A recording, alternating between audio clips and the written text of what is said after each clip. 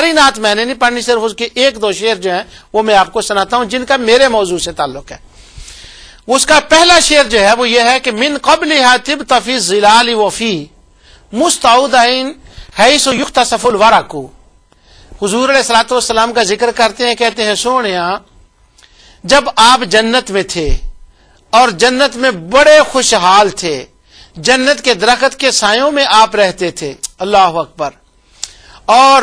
جس وقت حضرت آدم علیہ السلام نے وہ دانہ کھا لیا، جب وہ اپنے آپ کو اپنے کپڑوں سے درخت کے پتوں سے اپنے آپ کو کور کر رہے تھے،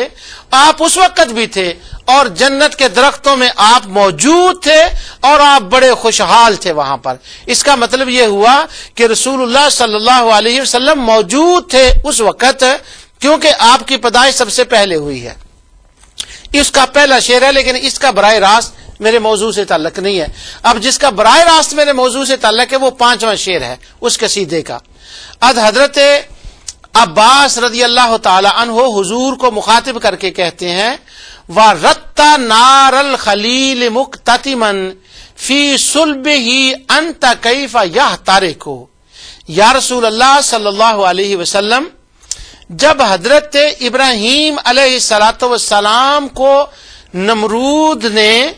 عربی میں نمروز کہتے ہیں اور ہم اپنی زبان میں نمرود کہتے ہیں، تو اگر میں نمروز میری زبان سے نکل جائے تو اس کا وہ میں دوسری طرح سے کہہ رہا ہوں گا۔ جب نمرود نے آپ کو حضرت ابراہیم علیہ السلام کو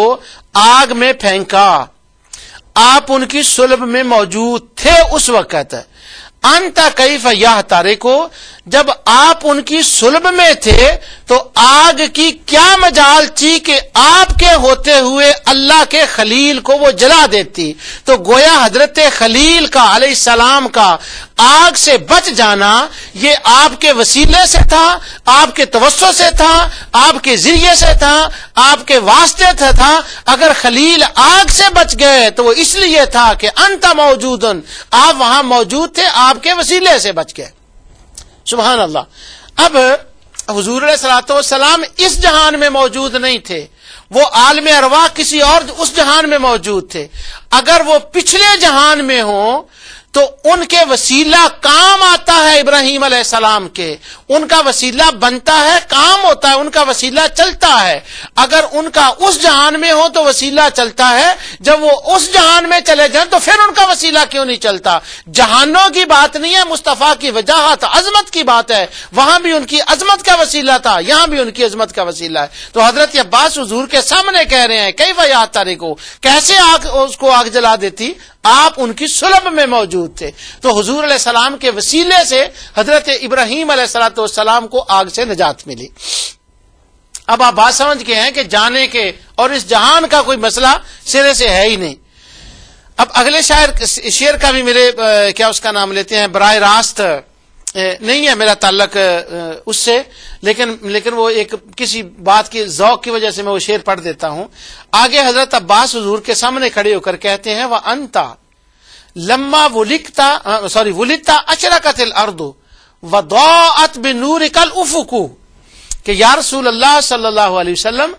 جب آپ کا میلاد ہوا نا، جب آپ پیدا ہوئے تو زمین آپ کے نور سے چمک گئی، یعنی آپ دنیا میں تشریف لائے تو زمین آپ کے نور سے چمک گئی۔ وَضَاءَتْ بِنُورِكَ الْأُفُقُ، اور جو آسمان کے کنارے ہیں وہ آپ کے نور سے روشن ہو گئے۔ تو گویا زمین کو چمک ملی مصطفیٰ کے وسیلے سے۔ میں نے کہا تھا اس کا ڈائریکٹلی تعلق نہیں ہے پر یہ تعلق بن گیا۔ زمین کو چمک ملی آپ کی آمد سے، آپ کے وسیلے سے، اور آسمان کے کنارے چمکے آپ کے وسیلے سے، اور ابراہیم علیہ السلام کو آگ سے نجات ملی آپ کے وسیلے سے۔ ہاں کوئی کسی کے ذہن میں خیال آئے گا کہ اللہ تعالیٰ نے تو فرمایا تھا قُلْنَا يَا نَارُ كُونِي بَرْدًا وَسَلَامًا عَلَىٰ ابراہیم، وہ تو اللہ نے فرمایا تھا۔ ہاں فرمایا اللہ نے تھا، کام تو اسی نے کیا تھا، سارا کام تو اسی کا تھا، لیکن وسیلہ ذات مصطفیٰ علیہ السلام بنی تھی۔ یہ میں استدلال نہیں کر رہا، یہ حضرت عباس رضی اللہ تعالیٰ عنہ استدلال کر رہے ہیں اور مصطفیٰ کے سامنے کر رہے ہیں۔ اس کا معنی یہ نکلا وہ کسی جہان میں بھی ہوں، کہاں بھی ہوں، کسی جگہ میں بھی ہوں، ان کا وسیلہ جائز ہے۔ ان کا وسیلہ کیا؟ جن چیزوں کی نسبت ان کے ساتھ ہو ان کا وسیلہ بھی جائز ہے۔ یہی وہ نقطہ تھا جس کو امام احمد ابن حنبل نے سمجھا رضی اللہ عنہ نے، جس کو عز الدین ابن عبد السلام نے سمجھا، یہی وہ نقطہ تھا جس کو امام نووی نے سمجھا، اور لہذا اسی وجہ سے ان تمام نے زوات کے وسیلے کو حیات میں بھی اور بعد از وفات بھی جائز کہا، اور اسی کو حافظ ابن تیمیہ کی زبان سے اللہ تعالی نے نکالا فَهَذَا التَّوَسُّلُ بِهِ حسن، فتاوی کی 3 جلد میں، کہ ہاں یہ وسیلہ حسن ہے، 276 پیج ہے اس کا، 3 جلد کا، یہ وسیلہ حسن ہے۔ اب اس کے بعد ذرا آگے چلتے ہیں، اس روایت کے بعد دوسری میں بات عرض کرتا ہوں کہ دیکھیں صحابہ کرام کیا کیا وسیلے مانتے تھے حضور علیہ السلام کے، اور کن کن چیزوں کو وسیلہ مانتے تھے جن کا تعلق آقا دو جہاں صلی اللہ علیہ وسلم سے کسی طرح بھی جڑ جاتا تھا، جس طرح بھی وہ تعلق بنتا تھا صحابہ کرام اس کو وسیلہ مانتے تھے۔ امام بخاری علیہ الرحمہ نے بخاری کے اندر کتاب الجنائز میں ایک روایت لکھی ہے، اور اس ایک روایت تو میں بعد میں بیان کرتا ہوں، اس باب کا نام ہے موت یوم الاثنین، کہ پیر کے دن فوت ہونا۔ بڑا عجیب نام ہے، موت یوم الاثنین، پیر کے دن موت۔ اب کسی کا ابن حجر عسقلانی نے اس کی تفصیل ذرا شرح لکھی ہے، شرح لکھی ہے، وہ کہتے ہیں کہ پیر کے دن فوت ہونا یہ اچھی بات ہے، لیکن یہ تو کسی کے اختیار میں نہیں ہے کہ وہ پیر کے دن فوت ہو۔ تو علامہ عسقلانی کہتے ہیں فوت ہو یا نہ ہو، ارادہ ہو یا نہ ہو، لیکن چونکہ مصطفیٰ علیہ الصلوۃ والسلام اس جہان سے اس جہان کی طرف سفر فرمایا تھا پیر کے دن، تمہیں موت آئے یا نہ آئے پر تمنا کر لیا کرو کہ کاش ہمیں پیر کے دن موت آ جائے۔ اس پیر کے دن کی موت، پیر کے دن جو ہے، پیر کا دن جو ہے، شاید تمہارے لیے ایک اچھا ثابت ہو جائے اور اللہ کی بارگاہ میں معافی مل جائے، کیونکہ تم اس دن فوت ہو رہے ہو جس دن مصطفیٰ دنیا سے تشریف لے گئے تھے، تو گویا پیر کا دن وسیلہ بن جائے گا۔ سبحان اللہ، تو موت کا وسیلہ بن جائے گا۔ آگے وہ جو روایت لائے ہیں وہ حضرت امیر المومنین ابو بکر صدیق رضی اللہ تعالیٰ عنہ کی ہے، کہ جب آپ کا آخری وقت آیا تو حضرت ابو بکر صدیق رضی اللہ عنہ پوچھ رہے تھے کہ یہ کون سا دن ہے، تو امام بخاری فرماتے ہیں کہ انہوں نے پوچھا حضور علیہ الصلوۃ، حالانکہ ان کو پتا تھا کہ حضور علیہ الصلوۃ والسلام کس دن تشریف لے گئے، اب ٹائم بہت ہی کم رہ گیا ہے، تو حضور علیہ الصلوۃ انہوں نے کہا پیر کے دن، تو آپ نے فرمایا انشاءاللہ میں بھی پیر کے دن چلا جاؤں گا، جب میں دنیا سے جاؤں تو ایسا کرنا کہ مجھے میرے ان کپڑوں میں دفن کرنا، کیونکہ ان کپڑوں میں دفن کر دینا۔ تو ابن حجر عسقلانی فرماتے ہیں کہ اس کی وجہ یہ تھی کہ حضرت ابو بکر صدیق رضی اللہ تعالیٰ اور علامہ عسقلانی نے بھی لکھا اور امام عینی نے بھی ایک حدیث کی شرح میں لکھا کہ حضرت ابو بکر صدیق نے کہا مجھے ان کپڑوں میں دفن کرنا، کیونکہ وہ کپڑے جن کی طرف وہ کہہ رہے تھے مجھے ان میں دفن کرنا، اس کی وجہ یہ تھی کہ وہ کپڑے تحفتاً